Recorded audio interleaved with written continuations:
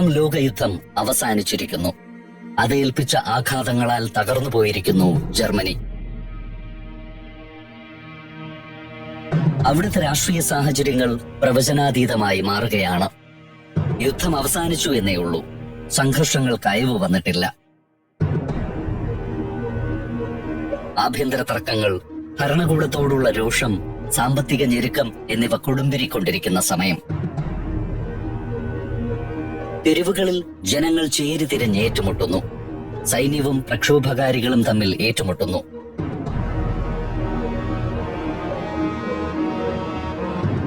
യുദ്ധകാലത്ത് സൈനിക സേവനത്തിന് ശേഷം പരാജയം ഉൾക്കൊള്ളാനാവാതെ തെരുവിൽ ചുറ്റിത്തിരിയുന്ന സൈനികർ ചിലപ്പോഴെങ്കിലും കലാപങ്ങൾ അഴിച്ചുവിടുന്നു.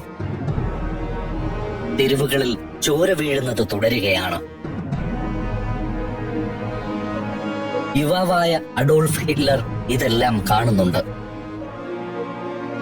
ഒന്നാം ലോകയുദ്ധത്തിൽ ജർമ്മനിക്കുണ്ടായ പരാജയത്തെ സ്വയം വരുത്തിവെച്ച വിനയെന്നാണ് ഹിറ്റ്ലർ വിലയിരുത്തുന്നത്.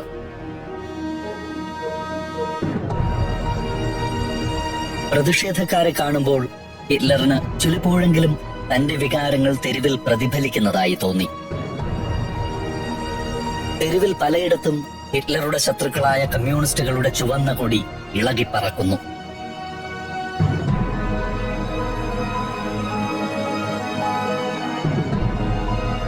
രണ്ടാഴ്ചക്കാലം കമ്മ്യൂണിസ്റ്റുകൾ ഭരണം പിടിച്ചെടുക്കുക പോലുമുണ്ടായി.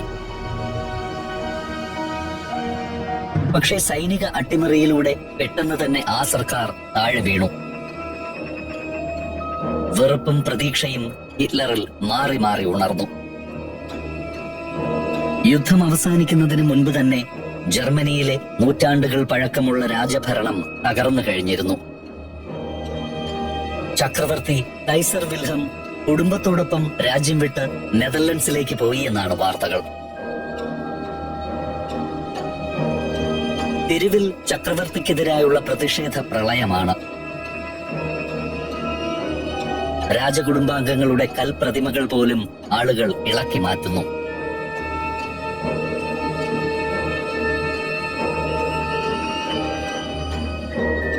പുതിയ ഭരണാധികാരികൾ പ്രതിഷേധക്കാർക്ക് നേരെ വെടിവയ്പ് നടത്താൻ പോലും മടിക്കുന്നില്ല. നാടുവിട്ടുപോയ രാജാവ് സൈന്യത്തെ സ്വതന്ത്രമാക്കിയിരുന്നു.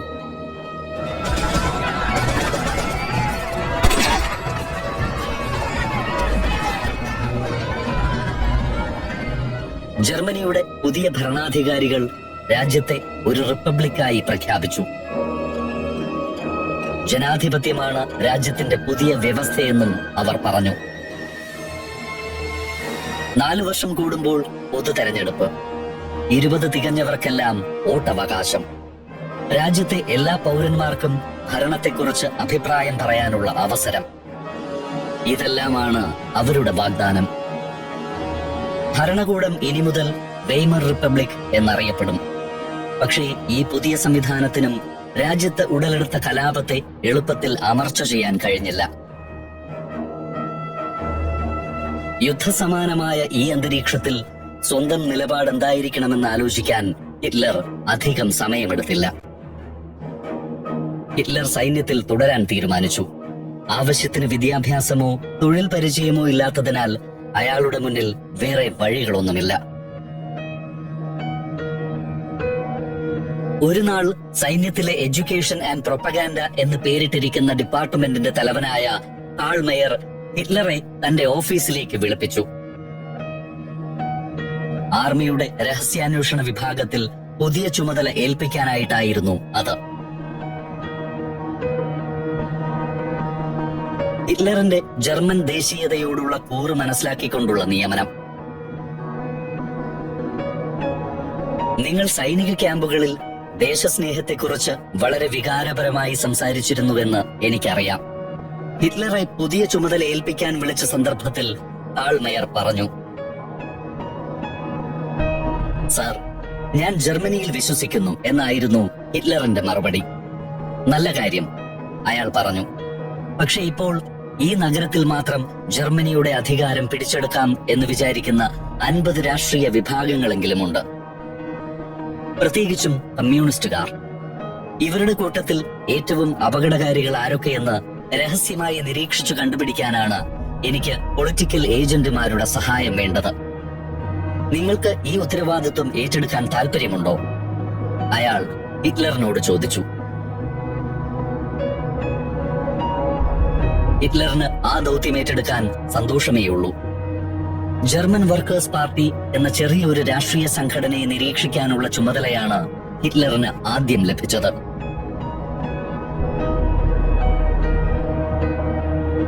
അതിനു പുറമെ ഓരോ പാർട്ടികളിലുമുള്ള കമ്മ്യൂണിസ്റ്റ് അനുഭാവികളെ കണ്ടെത്തണം എന്ന നിർദ്ദേശവും ലഭിച്ചു. കാൾ മേയറിന്റെ നേതൃത്വത്തിൽ ദേശീയതയെക്കുറിച്ച് നടന്ന ചില പഠന ക്ലാസുകളിലും ഹിറ്റ്ലർ പങ്കെടുത്തു. ജനങ്ങളിൽ ദേശീയതയെക്കുറിച്ചുള്ള വൈകാരികത ഉണർത്താൻ കഴിഞ്ഞാൽ അവർ സ്വാഭാവികമായും കമ്മ്യൂണിസ്റ്റുകളെയും ബോൾഷെവിക്കുകളെയും പ്രതിരോധിക്കുമെന്ന് കാൾ മേയർ പ്രതീക്ഷിച്ചു. അങ്ങനെ ചില തയ്യാറെടുപ്പുകളോടെയാണ് ജർമ്മൻ വർക്കേഴ്സ് പാർട്ടിയുടെ ചെറിയ യോഗങ്ങൾ നടക്കാറുള്ള സ്ഥലത്തേക്ക് ഹിറ്റ്ലർ കടന്നു ചെന്നത്.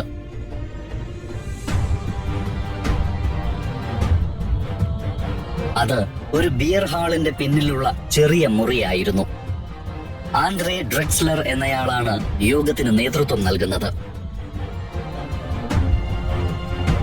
മ്യൂണിക് റെയിൽവേ യാർഡിൽ ജോലി ചെയ്യുന്ന ഡ്രെക്സ്ലറിന്റെ സഹപ്രവർത്തകരാണ് പ്രധാനമായും ഈ യോഗങ്ങളിൽ പങ്കെടുക്കുന്നവർ. വളരെ കുറച്ചു പേർ മാത്രം. ഹിറ്റ്ലർ ജർമ്മൻ വർക്കേഴ്സ് പാർട്ടിയുടെ യോഗങ്ങൾ നിരീക്ഷിച്ചു തുടങ്ങി. ചില മീറ്റിംഗുകൾക്ക് 38 ആളുകൾ വരെ വരുന്നുണ്ട്. അവരുടെ യോഗം നടക്കുന്ന ഹാളിൽ ഒരു ഗ്ലാസ് ബിയർ കുടിക്കാനെന്ന വ്യാജേന ചെന്ന് അവിടെ എന്താണ് നടക്കുന്നതെന്ന കാര്യം അന്വേഷിച്ച് റിപ്പോർട്ട് ചെയ്യാനാണ് ഹിറ്റ്ലറിന് കിട്ടിയിരുന്ന നിർദ്ദേശം. ആൻഡ്രേ ഡ്രെക്സ്ലറിന്റെ തീവ്ര ദേശീയതാ നിലപാടുകളും സെമിറ്റിക് മതങ്ങളോടുള്ള വിരോധവും ഒരേ സമയം മുതലാളിത്ത വിരുദ്ധവും മാർക്സിസ്റ്റ് വിരുദ്ധവുമായ പ്രത്യയശാസ്ത്രങ്ങളും ഹിറ്റ്ലറിനെ ആകർഷിച്ചു. അവിടെ ബവേറിയയെ ജർമ്മനിയിൽ നിന്നും സ്വതന്ത്രമാക്കണമെന്ന് ആഗ്രഹിക്കുന്ന പ്രാദേശികവാദികളുടെ ഒരു ചെറിയ സംഘവുമുണ്ട്.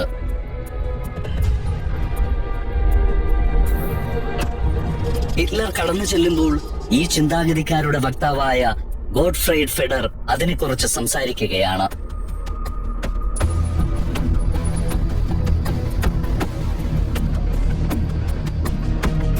ബെർലിൻ കേന്ദ്രീകൃതമായ ജർമ്മനിയുടെ സാമ്പത്തിക സ്ഥിതി വലിയ തകർച്ചയിലാണെന്നും അതിൽ നിന്നും രക്ഷപ്പെടണമെങ്കിൽ ബവേറിയ വേർപിരിഞ്ഞ് മറ്റൊരു രാജ്യമാകണമെന്നുമാണ് അയാൾ പറയുന്നത്.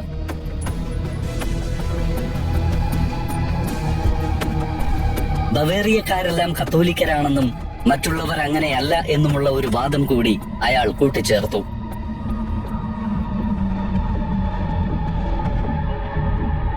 പക്ഷേ നമ്മളെല്ലാവരും ജർമ്മൻകാരാണ്.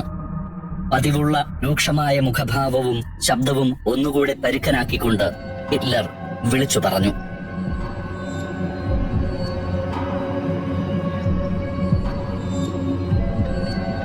അവിടെ ഇരുന്നവരെല്ലാം അയാളെ തിരിഞ്ഞു നോക്കി.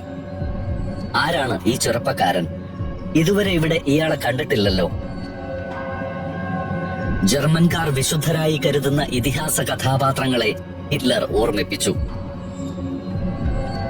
നാം ജർമ്മൻകാരാണെന്നും അവരുടെ പിന്മുറക്കാരാണെന്നുമുള്ള സൂചന നൽകുന്ന ഓർമ്മപ്പെടുത്തലായിരുന്നു അത്. ഞാൻ വസ്തുതകൾ സംസാരിക്കാനാണ് ഇവിടെ നിൽക്കുന്നത്, സാങ്കല്പിക കഥകൾ പറയാനല്ല, ഗോട്ട്ഫ്രൈഡ് ഫെഡർ പറഞ്ഞു. ഞാൻ ശുദ്ധമായ ആര്യരക്തമുള്ള ജർമ്മൻകാരെ കുറിച്ചാണ് സംസാരിക്കുന്നത്. അത് ഒരു കെട്ടുകഥയല്ല. ഇത്രയും പറഞ്ഞുകൊണ്ട് ഹിറ്റ്ലർ അവിടെ നിന്ന് ഇറങ്ങിപ്പോയി.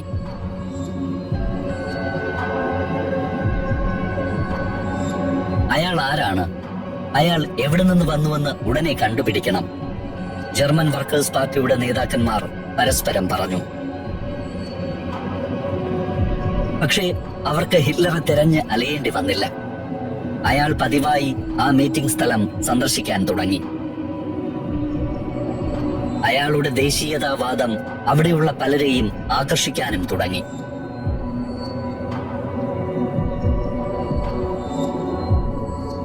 ജർമ്മൻ വർക്കേഴ്സ് പാർട്ടിയെ പറ്റി വിശദമായ ഒരു റിപ്പോർട്ട് തന്നെ ഹിറ്റ്ലർ എഴുതി തയ്യാറാക്കി. ഒപ്പം അയാളുടെ സ്വന്തം ചില രാഷ്ട്രീയ നിരീക്ഷണങ്ങളും എഴുതി ചേർത്തു. ജർമ്മനിയുടെ നല്ല ഭാവിക്ക് വേണ്ടി ചെയ്യേണ്ടതെന്ന് ഹിറ്റ്ലർ കരുതുന്ന കാര്യങ്ങൾ അടങ്ങിയ ഒരു ലഘു റിപ്പോർട്ടും അതിനൊപ്പം ചേർത്ത് വെച്ചു. ഹിറ്റ്ലർ ആ വലിയ ഫയലുമായി മുന്നിലെത്തിയപ്പോൾ കാൾ മേയർ അമ്പരന്നു. എന്താണിത്? ഏതാനും ചില വാക്കുകൾ അടങ്ങിയ ഒരു കുറിപ്പാണ് അയാൾ പ്രതീക്ഷിച്ചത്. ജർമ്മൻ വർക്കേഴ്സ് പാർട്ടിയെ പറ്റി ഞാൻ തയ്യാറാക്കിയ റിപ്പോർട്ടാണ് സർ, ഹിറ്റ്ലർ പറഞ്ഞു. ഞാനൊരു ചെറിയ റിപ്പോർട്ടാണ് ആവശ്യപ്പെട്ടത്. അവരുടെ പ്രവർത്തനം എന്തെങ്കിലും ഭീഷണി ഉണ്ടാക്കുന്നുവോ എന്നറിയാൻ മാത്രം. ഹിറ്റ്ലർ പിന്നീട് അതിനെക്കുറിച്ച് ഒന്നും പറഞ്ഞില്ല. പകരം തന്നെ ജർമ്മൻ വർക്കേഴ്സ് പാർട്ടിയുടെ പ്രവർത്തകർ അവർക്കൊപ്പം ചേരാനായി ക്ഷണിച്ചിരുന്നുവെന്ന് കാൾ മേയറിനോട് പറഞ്ഞു. അവരോട് അയാൾ സമ്മതം അറിയിച്ചില്ലെങ്കിലും അവരുടെ ആശയങ്ങൾ തന്നെ ആകർഷിച്ചതായി ഹിറ്റ്ലർ കൂട്ടിച്ചേർത്തു. അതിന്റെ ആവശ്യമുണ്ടെന്ന് തോന്നുന്നില്ല എന്നായിരുന്നു കാൾ മേയറിന്റെ പ്രതികരണം. മേശപ്പുറത്തിരുന്ന റിപ്പോർട്ട് മേയർ മറച്ചു നോക്കി. ആ റിപ്പോർട്ടിനൊപ്പം ചേർത്ത് വെച്ചിരുന്ന ഹിറ്റ്ലറിന്റെ സ്വന്തം അഭിപ്രായങ്ങൾ അയാളെ അമ്പരപ്പിച്ചു. യഹൂദരെ നിർമ്മാർജ്ജനം ചെയ്യുക എന്നതും ദേശീയ താൽപര്യത്തിന്റെ ഭാഗമാക്കേണ്ടതാണ് എന്നാണ് അതിൽ എഴുതിയിരിക്കുന്നത്. എന്താണ് ഇതിന്റെ അർത്ഥം? ഇതും നിങ്ങളുടെ റിപ്പോർട്ടിന്റെ ഭാഗമാണോ? അദ്ദേഹം ചോദിച്ചു. എന്റെ ചില ചിന്തകളാണ്.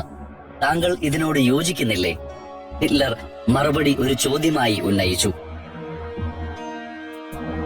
കാൾ മേയർ ഒന്ന് പതറി. ഇത് പ്രായോഗികമല്ല എന്ന് മാത്രമായിരുന്നു അയാളുടെ മറുപടി. തീർച്ചയായും പ്രായോഗികമാക്കാൻ കഴിയും സർ, ഇത്തവണ കൂടുതൽ ആത്മവിശ്വാസത്തോടെ ഹിറ്റ്ലർ പറഞ്ഞു. അവരെ ഇവിടെ നിന്ന് ഓടിക്കൂ, ആവശ്യമെങ്കിൽ നാട് കടത്തൂ. അവരില്ലാത്ത ഒരു ലോകം താങ്കൾക്ക് സങ്കല്പിക്കാൻ കഴിയുന്നുണ്ടോ? അത് എത്രത്തോളം കലർപ്പില്ലാത്ത ഒരു സമൂഹമായിരിക്കും, എത്ര വിശുദ്ധമായിരിക്കും. വന്യമായ തന്റെ ഭാവനയുടെ മൂടി തുറന്നുവിട്ട് മനുഷ്യന്റെ ഉള്ളിനുള്ളിൽ പതിയിരിക്കുന്ന അപരവിദ്വേഷത്തെ വലിച്ചു പുറത്തിടുകയാണ് അയാൾ. കാൾ മേയർ അയാളെ അമ്പരപ്പോടെ നോക്കി. ഓഫീസിലേക്ക് കടന്നുവന്ന അയാളുടെ മേലുദ്യോഗസ്ഥനും ഹിറ്റ്ലറിന്റെ ഭയരഹിതമായ അപരനിന്ന അത്ഭുതത്തോടെ കേട്ടു നിൽക്കുകയാണ്. യഹൂദരില്ലാത്ത ലോകം സങ്കല്പിക്കാൻ കഴിയുന്നില്ലേ? ഹിറ്റ്ലർ വീണ്ടും ചോദിച്ചു. പരമ്പരാഗത ജർമ്മൻ സങ്കല്പമനുസരിച്ച് സ്കാൻഡിനേവിയൻ ജർമ്മൻ വംശജർ മരിച്ചാലെത്തുന്ന സ്വർഗരാജ്യമാണ് വാൽഹല്ല. വാൽഹല്ല എന്ന ആ സ്വർഗലോകത്ത് ജൂതന്മാരുണ്ടാകുമോ? ഹിറ്റ്ലർ ചോദിച്ചു. ഹിറ്റ്ലറിന്റെ വാക്കുകൾ ശ്രദ്ധിച്ചുകൊണ്ട് നിന്ന ക്യാപ്റ്റൻ ഏണസ്റ്റ് റോം അവരുടെ അടുത്തേക്ക് വന്നു. കാൾ മേയർ റോമിന് ഹിറ്റ്ലറെ പരിചയപ്പെടുത്തി. ക്യാപ്റ്റൻ ഏണസ്റ്റ് റോം അധികമൊന്നും പറഞ്ഞില്ല.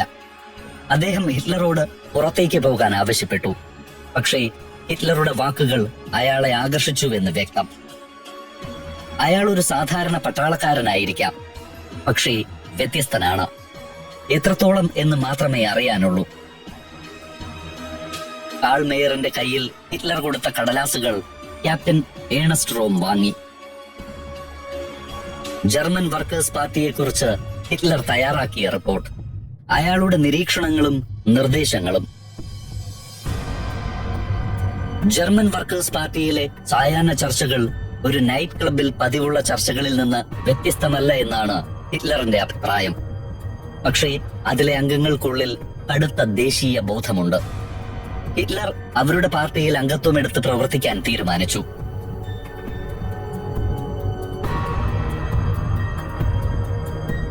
ഹിറ്റ്ലറിന് അനുകൂലമായി തോന്നിയ വേറെയും ഘടകങ്ങൾ ആ രാഷ്ട്രീയ പാർട്ടിക്കുണ്ടായിരുന്നു.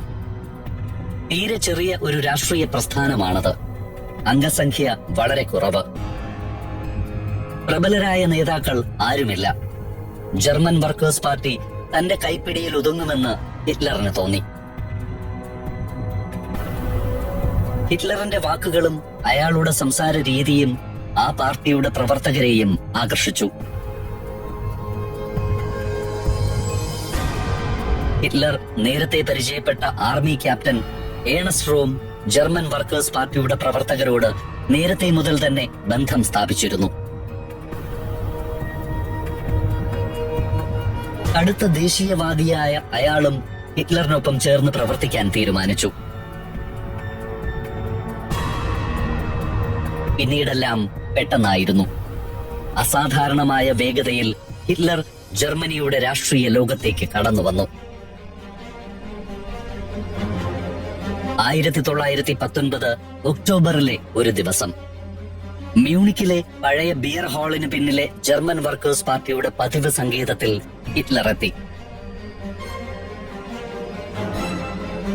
ഇത്തവണ ആർമിയുടെ രഹസ്യാന്വേഷണ ഉദ്യോഗസ്ഥനായിട്ടല്ല, പാർട്ടി അംഗം എന്ന നിലയിലാണ് അയാൾ വന്നിരിക്കുന്നത്. ആ മീറ്റിംഗിൽ വെച്ച് സംഘാടകർ ഹിറ്റ്ലറെ ആദ്യത്തെ പൊതുപ്രസംഗത്തിനായി ക്ഷണിച്ചു.